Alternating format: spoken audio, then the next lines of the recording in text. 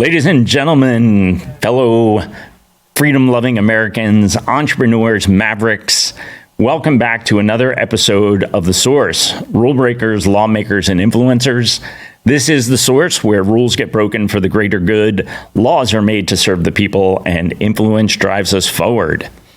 Today, we're joined by a maverick entrepreneur, Robert Stepanian. I don't know if I said that right, but you can correct me later. A veteran capital markets and real estate entrepreneur with more than 3 decades of experience advising family offices, private investors, and growth stage companies. He's currently the co-founder of 3DPB, which does not stand for Palm Beach. It's 3D Print Builders. Rob is helping lead the evolution of construction through advanced 3D printing, autonomous building technologies, and next-generation materials designed to reshape residential, commercial, and infrastructure development. Hey, Robert, welcome. Thank you, Will. I'm excited to be here. We've known each other for a while, so tell me 3DPB. Yeah, it could be Palm Beach. It could be Print Builders. You know, we left it open. Well, if you're only going to build in Palm Beach, then it would be 3D Palm Beach, unless you're going to be 3D of Palm Beach. Oh, now it's getting And now this is going to be your world headquarters. It could be. It could be. So plenty of meetings. We'll leave it up or to meetings. Meetings. We'll leave it up to the consumer, whether they want to equate you with Palm Beach or Print Builders. There you go. So we had the chance to come out and see one of your projects. That's right. Up in Palm Beach Gardens. Yep. Really cool. Kind of looks like a layer cake, which is like really interesting. I wasn't expecting it, because I've seen some of the things on Instagram, right. Where they have these robotic printers, right? Yep. So it's really cool. But some of the wallscapes that you've been able to do with the curves and even inlaying art into it, rather it being sculpted after the fact, is really interesting. So tell us a little bit about the technology. And I know you have a proprietary formula. Right. So concrete. So yes. So we've actually created what we're calling an autonomous construction platform. And that is our proprietary printer, our proprietary concrete mix, which we can put additives into to make stronger. We're already printing and technology. So that those 3 factors make up the platform. But we're already printing out of, like I like to say, out of the nozzle at 7,300 PSI. Most houses, whether CMU block or, like the Northeast where we're from, stick built, are anywhere from 3,000 to 4,000 PSI. So the strength pounds per square inch. Right. But what does that mean what's the significance of PSI in construction? Is it wind resistance? Yes. Okay. So our product, just the regular product, the 7,300 PSI, is 325 mile an hour windproof out of the nozzle. What category is that? 5. Okay. I believe. I don't know. I'm a new Floridian. You've been here longer than me. And then we're also 6,000 degree fire retardant. That didn't burn in Malibu. We're made out of concrete. Okay. Yeah. Pure concrete. Yeah. Okay. Well, and maybe. It protected it. Okay. And then we're also water resistant to 40 inches. Okay. So it helps. It helps. Now, when you think about like laying the foundation, is it printed on top of a flat, or is there like a channel that it goes in when you talk about? No, it's a slab. Okay. It's easy. It's just we put down a concrete slab, just like they would do with manufactured housing. Now, can you print the slab, or that done by someone else? We can pour the slab, but we wouldn't be using the 3D printing technology to do the slab. Okay. Yeah. And then when you talk about roofing, is it a flat printed roof, or is it a traditional roof that's laid on top of it? I wish I could share pictures right now, but it's a flat roof. So Square Lake, the house that you saw, I went up this morning and showed somebody, and the roof is done, the stucco is done. So you saw the beads, right? So what were you calling it? A layer cake. A layer cake. Okay. So the layer cake is the exterior look and feel We put a stucco on the outside. I don't know if the garage was done when It was. It was. Okay, so that So same it smooths out and right. looks like a regular house. Exactly. That same stucco is on the outside now of the Square Lake House, and it's really coming about. They finished the roof. It's flat. And the pool house is taking shape. They're putting the glass in now. So it's, yeah. So now is the roof poured by you, or is it a separate?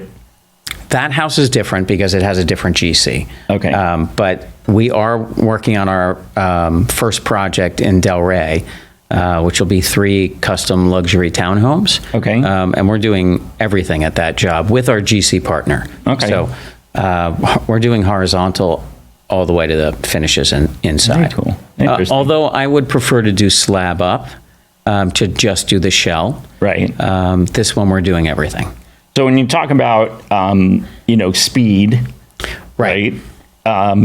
So how quickly can you print if you look at a townhouse, right? Yep. So let's say you have a straight wall, another straight wall, you have the fire resistant wall, right? If I'm just looking at a basic sort of townhouse split model, how long would it take to print that compared to how long it would take a company to block and trowel that? So I'm not an expert at CMU block, but I know that we can build 2,000 square feet in 24 hours. That's 3 consecutive shifts, 24 hours, with 3 guys.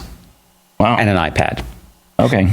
Yeah. So basically the process is we get CAD drawings from the architect. That digital drawing gets loaded into the technology for the printer. And once that's set, it has all the cutouts, let's say for the outlets, the Really? windows, all of Okay. that. And the machine just prints around it. Really? Yeah. And so do you have to put like some sort of form in it to protect the outlay? So it'll print and then we'll cut it out because we know where it goes. I gotcha. Yeah. Very cool. And then if you need, like, let's say the homeowner says, hey, the outlet's here and I wanted it here. So you just take a diamond cut saw to the just concrete and just cut through it. Yeah. So when somebody's looking at like planning a 3D build, you're really no different than if you were going to do a concrete block in the sense of one contractor comes in, does the concrete block, then you have somebody that comes in, do the finishing. Right. Right. And so people can get as fancy as they normally would in a custom build or as basic as they want to. The only difference is that your 3D printing is replacing the need for concrete block and providing a stronger, more wind-resistant product. Correct. And we're a lot less expensive. I'd say we're about 30% less expensive. Okay. If you're just building CMU block, we all know you can do that pretty inexpensively. But, our prices are about the same for that, but we're much stronger. And there's much, we're building to a LEED Platinum certified level out of the nozzle, I like to say. Okay. We're So also building. For those people who don't know what LEED Platinum is. Oh, go ahead. LEED, right? Right. So it's an environmental designation. Right.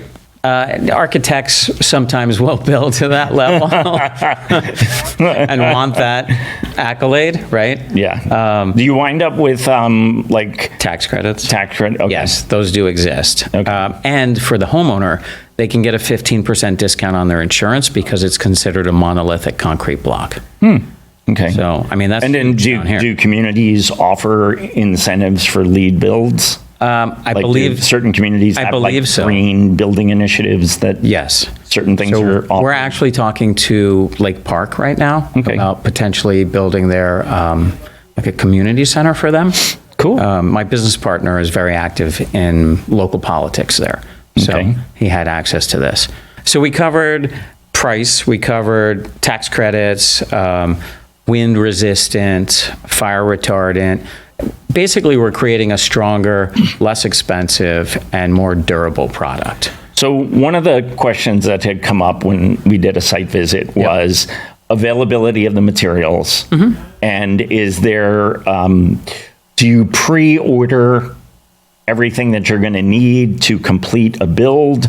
Or is it something that happens on site where it's like, okay, we've poured today, now we need to reorder for tomorrow? No, so for Delray, we just ordered all of the concrete. Okay. And it'll come in, and it'll sit, so our GC has a warehouse up in Palm City, so the materials will sit there, and most likely, permitting, you know better than anyone, but we're estimating 3 months for permitting.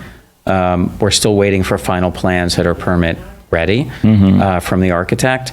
So we intend to start printing modules for the townhouses in the warehouse of the GC, and then we'll truck them down. Yeah. So that'll help us with the time to delivery, right?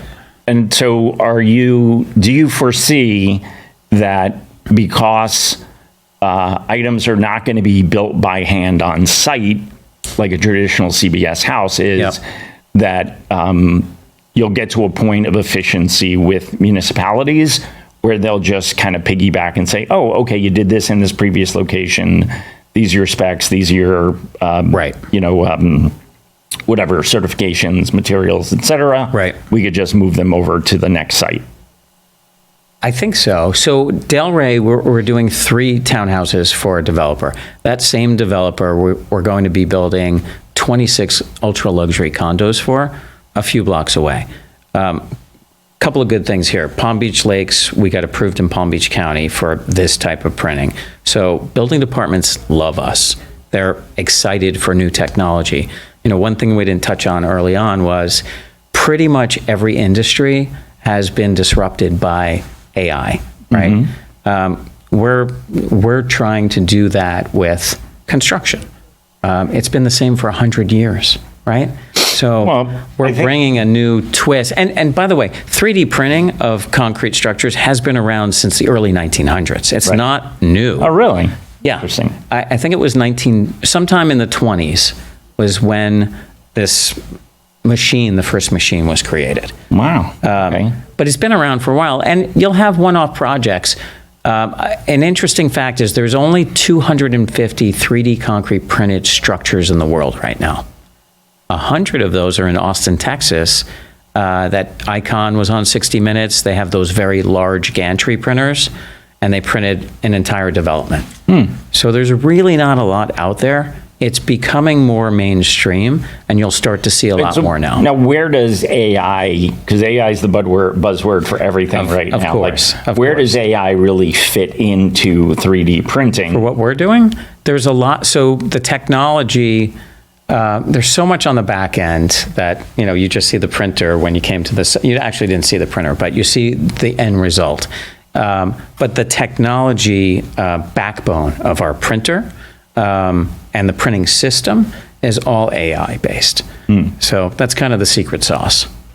So it's AI in terms of where things are sitting, how they're being printed, how it's being laid out. Correct. For maximum strength, durability, correct, et cetera. Yeah. Versus,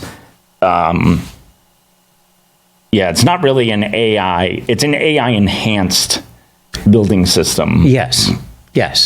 Versus in the future, an AI building system, because at the end of the day, it's still a 3D printer. It's an actual printer, right? And our printer's on tracks, we say. It's like a rail-based system. So, like, I've seen some of the pictures of some of the projects that you've done, and you can print a circular tower, you can print, correct, I can multiple curvatures, cantilever pool. I could do a piece of a building, cantilever it over the street. It's pretty wild. It's really, you take an architect's imagination or a homeowner building a custom home, and we can create it. So could you know what lattice looks like, right? Yeah. So could you build lattice without having to do the cutouts? Yes. Where the printer would know to print on this angle, print on that angle? Yes. So the 4 areas that we're focused on are obviously residential, commercial, so you think data centers, self-storage, pretty much anything up to 6 or 7 stories. But we're also doing marine, and this is where your lattice comes in, right? So we can print a seawall. and we can pre-print that seawall with the pockets already in them, or this lattice look, if you will, right? Kind of a Swiss cheese look. So that the algae or the fish or whatever, the sea life can take up, residence there. So if you think about it that way. You could print artificial reefs in theory. Correct, we can. And we sink can. them. Yep, absolutely. You wouldn't need to take the old New York City subway cars and strip them down and sink That would be cool. sink them in there, right? That would be a great idea. In the Hudson. Yeah, interesting. That's And then we're also doing some defense work. So just through channels and being down here in this area, there's a lot of folks in the government space, we'll say. And we're working on a number of different, very interesting projects right now. And so now you have certain proprietary additives that can. Correct. So in theory, is a 3D printed wall missile proof? So yeah, Or good question. Could it be? So good question. I don't know what size missile we're talking about, but so The biggest one. The biggest missile probably you can not. think of. I'm going to go with no. But RPG. yeah, so RPG. So we can put an additive, as you had mentioned. We can put graphene as an additive, which makes just the regular house build a lot stronger. But for military, we can put Kevlar in as an additive. And now we're up at 13,000 plus PSI, and at that level, we are ballistic to an RPG at 200 feet away. Oh, wow. Yeah.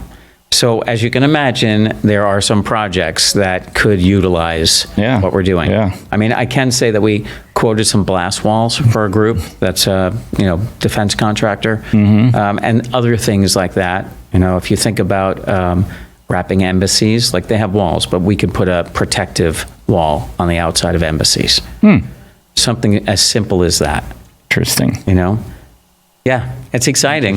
It's very exciting. I know you and we were both looking at like fallback homestead type structures. Yes. Like now you could build like the equivalent of a medieval castle. I can. With like turrets and secret passages. Absolutely. All pre-built. And a moat. With a 3D and a printer. bridge. Yeah. You know what's funny? No, so just real quick. Go ahead. So could you theoretically build an underground bunker 3D printed? Absolutely. That you would just cover it over. Yeah, absolutely. You have some land yet? Not in Florida. I mean, you got the water table issues, right? But right. But you're going to say something. Wait, we were talking about our turrets and moats. Yeah. Oh, moats. So what we do have for, let's say, disaster relief, or if there's, whether it's a war zone or if it's, a hurricane or some natural disaster. So we have a system where we have bridge in a box. So imagine we've printed just a bridge. So let's say like Marco Island, Naples, right? When they had their unfortunate weather situation. Yeah, and it got wet.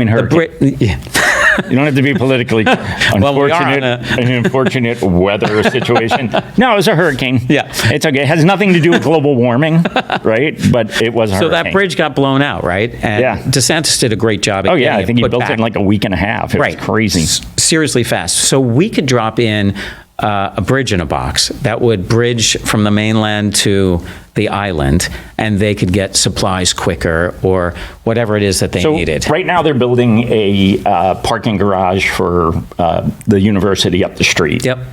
You could theoretically pre-print, precast all of the structures that would be needed to build the parking deck. Yeah, we could. We actually could. And then along this line, right, and it drops into wherever that disaster is in like a shipping container, looking box. We also have building in a box. So let's say there's, FEMA housing that needs to go up relatively quickly, or some sort of emergency housing. So we've got 3 containers. One is our command center, kind of looks like this place. One is the materials, and one is the printer. And those 3 containers get dropped in, and we can be printing instantaneously, putting up 500 square foot shelters. So theoretically, I don't know if you have them or don't, but at scale you probably would. You could theoretically be printing 18 units simultaneously on 18 separate pads, Yes. rather than traditional construction. Yes. So I'll 'Cause tell you. the cost of labor to build 18 simultaneous structures, right, is not really worth it. Right. So if you somebody could do has that. 400 acres, right, like one of our friends, and they want to build a number of houses, we can theoretically start in phases and maybe do 50 houses at a time with one or two printers. We can, as we get up to scale, we can be printing, depending on how big the property, we could probably be printing 1 to 5 houses a day, I'd say. A day. A day. Once we're getting Now, up to meaning scale. like the full shell up The to shell. When I say the 8 or houses. 10 feet, Correct. right, without the roof, without everything Right, and then else, have just the subs come in. footprint. Correct, the shells, yeah. That's really cool. We are exciting. We are talking to some governments that are that have projects to build affordable housing in their countries, and they're building millions of houses. And we should talk offline. I know some people. It's awesome. So for those projects, and we're not obviously going to print all of them, but we are partnering with the top developers in those countries, teaching them how to use our printing system. They will buy printers from us, and we will, do a rev share or something, a price per house that's completed with our technology. So it's pretty much a licensing type model. Like a giant SaaS. Yeah. So the idea is to do direct builds here where we live in South Florida, and then to license the printing platform out to large developers in faraway lands or in every state, however we decide to grow this. Yeah. Because we can't be everywhere, and we really want this to be a technology or a printing platform. So you're thinking franchise, or you're thinking licensee? Not franchise. Or I think it's going to be a licensee like or dealer, authorized dealer program. kind of Yeah, I thing. think that's how we're going to do it. That would be cool. And so maintenance-wise, Oh, wait, let me go back to the millions of homes. So there, we are creating print farms.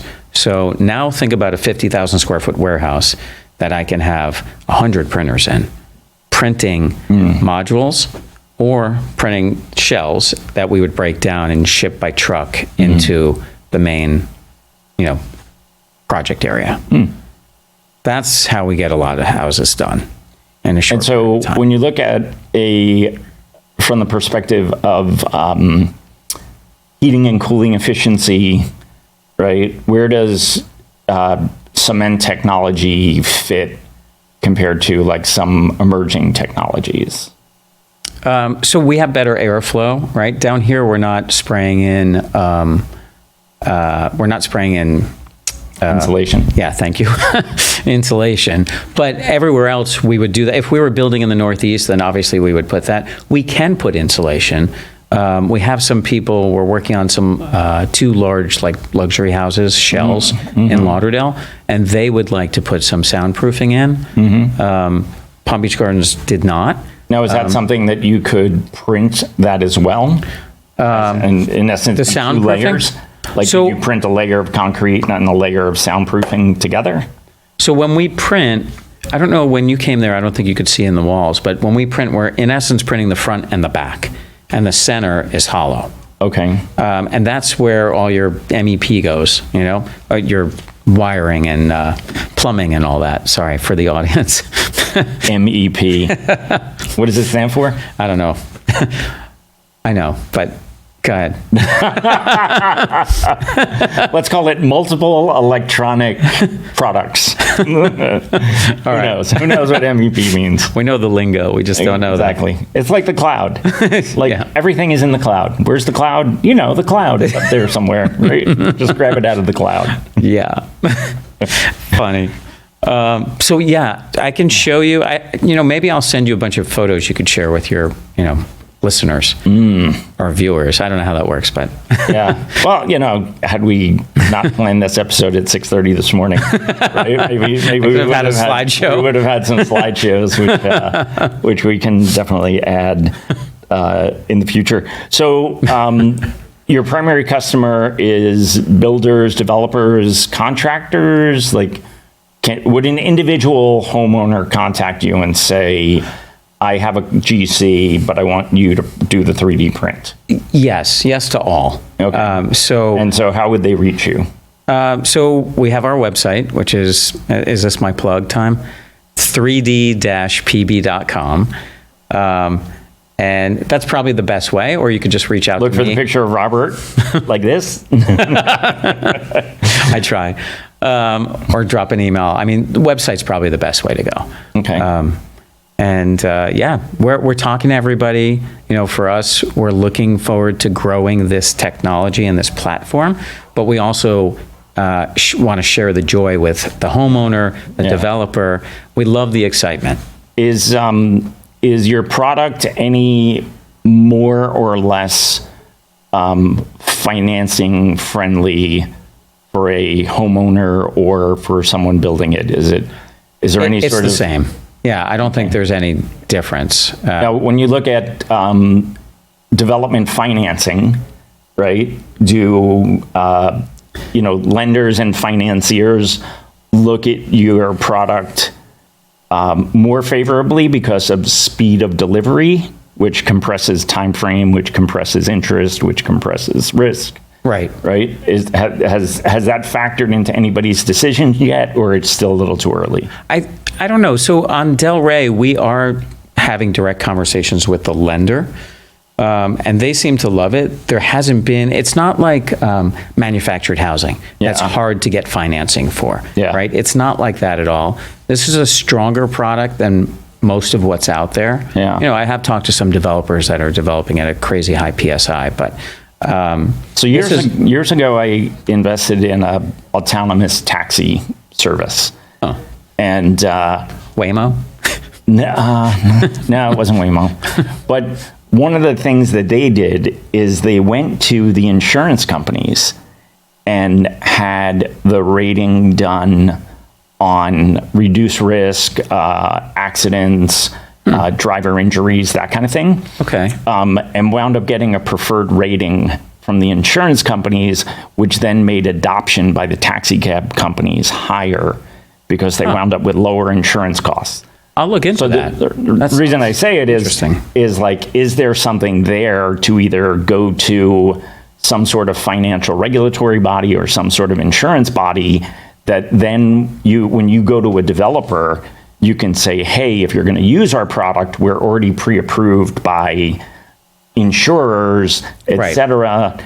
It'll reduce the cost of insurance during construction, or we can guarantee certain delivery timeframes in terms of construction, which reduces the bank's risk on how long it's going to take to complete the project. Yeah, I think that's a great idea. I will look into, we have some mutual friends in the financing world, so I'll have conversations with them. I haven't experienced anything where an owner, we'll just say, or somebody that's hiring us has had any issues getting financing because of the product. I think if anything, it would be easier because it's stronger, especially down here on coastal. Well, having gone through recently financing a ground up development, anything that we could do to assure the bank that their risk capital between breaking ground and the product being available for sale, that's their risk, right? What can happen in that time frame? Can the market change, et cetera? So having something in writing, whether from a building code regulatory body or an insurance regulatory body that says, hey, by using this product, you're reducing the risk as the bank, because we're not subject to running out of concrete block and having to wait for it to get through the Strait of Hormuz to get to us, right? Not that that's an issue, because we've got plenty of sand here in Florida to build stuff with, but yeah, no, those are good points you bring up. So I will look into that, and maybe we can have a pre-approved list of, which is what they do with manufactured housing and all that, to have a pre-approved list of insurers that already just give me my 5%. I got you covered. Of course. This is fun. Thank you for having me. You're welcome. So Robert Stepanian with 3DPB, 3dprintbuilders.com, 3d-pb.com. And if you're interested in learning more about their product, I'm sure there's lots of pictures. Lots on of the website pictures, yes. Of types of projects that you've done, whether it be artistic or just straight up builds. And good luck, man. Thank you. I appreciate it. Thanks for having me. It's going to be an interesting journey for you. Yeah, I'm excited. Well, that's it for this episode of The Source, Rule Breakers, Lawmakers, and Influencers. We'll see you next time.